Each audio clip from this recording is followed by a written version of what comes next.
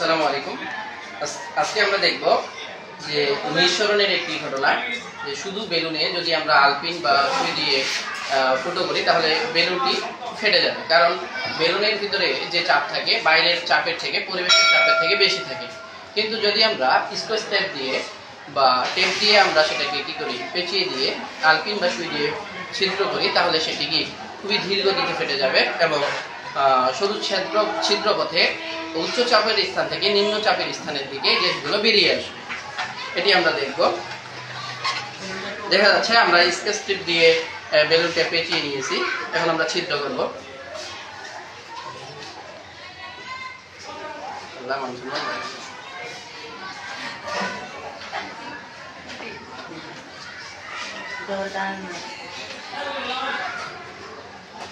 দেখা যাচ্ছে আমরা ছিদ্র করছি, বের করে নিছি।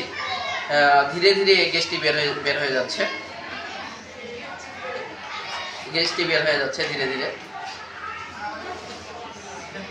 ঠিক আছে, তাহলে আমরা দেখলাম যে স্কচ টেপ দিয়ে যদি আমরা বেলুনকে ছিদ্র করি তাহলে সেটি গ্যাসটি খুব ধীর গতিতে বের হয়ে যাবে।